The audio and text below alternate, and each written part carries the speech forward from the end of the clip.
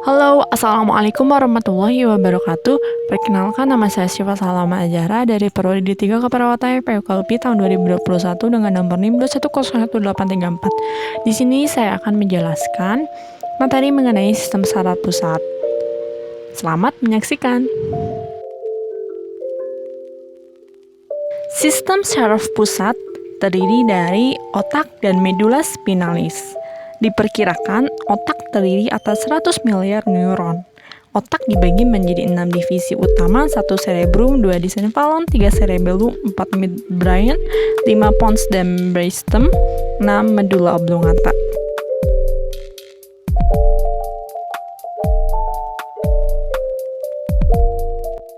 Cerebrum merupakan bagian terbesar dari otak manusia. Terdapat 2 hemisfer yang tampak simetris tetapi struktur dan fungsinya berbeda. Hemisfer kanan mengontrol tangan kiri, pengenalan terhadap musik dan artistik, ruang dan pola persepsi, pandangan dan imajinasi, sedangkan hemisfer kiri mengontrol tangan kanan, bahasa lisan dan tulisan, keterampilan numerik dan saintifik, dan penalaran.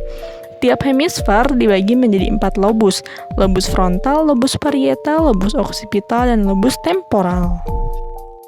Lobus frontal, pusat fungsi intelektual yang lebih tinggi seperti kemampuan berpikir abstrak dan nalar, motorik bicara, pusat penghitung, dan emosi. Lalu, pusat pengontrolan gerak volunteer di gyrus presentalis area motorik primer. Terdapat area asosiasi motorik, yaitu area premotor. Lobus parietal, pusat kesadaran sensorik di gyrus postcentralis, area sensorik primer. Lalu terdapat area asosiasi sensorik di lobus parietal. Lobus occipitalis, yaitu pusat penglihatan dan area asosiasi penglihatan, menginterpretasi dan memproses rangsang penglihatan dari nervus opticus dan mengasosiasikan rangsangan ini dengan informasi syaraf lain dan memori. Merupakan lobus terkecil.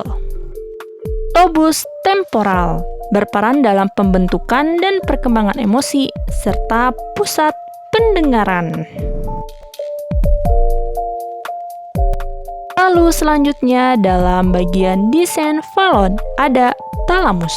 Fungsinya sebagai stasiun relay dan pusat integrasi sinaps untuk pengolahan awal semua input sensori menuju korteks, menyaring sinyal-sinyal tak bermakna bersama batang otak dan area asosiasi, mengarahkan perhatian kita ke rangsangan yang menarik, menentukan kesadaran kasar, memperkuat perilaku motorik volunteer yang dimulai oleh korteks.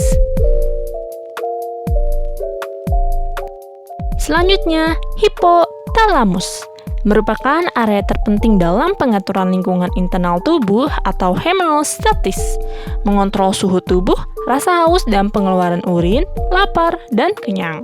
Sekresi hormon-hormon hipofisis anterior menghasilkan hormon-hormon hipofisis posterior, kontraksi uterus, dan pengeluaran ASI. Merupakan pusat koordinasi sistem syaraf otonom utama, berperan dalam pola perilaku dan emosi, respon takut dan berani, dan perilaku seksual. Cerebellum menerima perintah gerakan terencana berdasarkan informasi dari korteks motorik dan ganglia basal melalui nukleus di pons, lalu menerima gerakan nyata, lalu membandingkan sinyal umum perintah untuk bergerak dengan informasi sensorik atau gerakan nyata, lalu mengirimkan umpan balik berupa sinyal korektif ke nukleus di batang otak dan korteks melalui talamus. Cerebellum ini mempunyai fungsi sebagai pusat keseimbangan. Selanjutnya kita bahas batang otak. Yang pertama ada midbrain atau mesenfalon. Superior colliculi, pusat refleks gerakan kepala dan bola mata ketika berespon terhadap rangsangan visual. Di inferior colliculi, pusat refleks gerakan kepala dan tubuh ketika berespon terhadap rangsang suara. Lalu di batang otak ada formasi retikuler, bagian inti dari substansi ginseng terbentang dari medulla oblongata ke midbrain dan terbentuk dari ribuan neuron kecil yang tersusun seperti jaring. RAS atau Reticular Activating System, yaitu jalur polisinaptis yang terdapat dalam formasi retikuler, menentukan tingkat kesadaran dan jaga yang memungkinkan terbentuknya persepsi.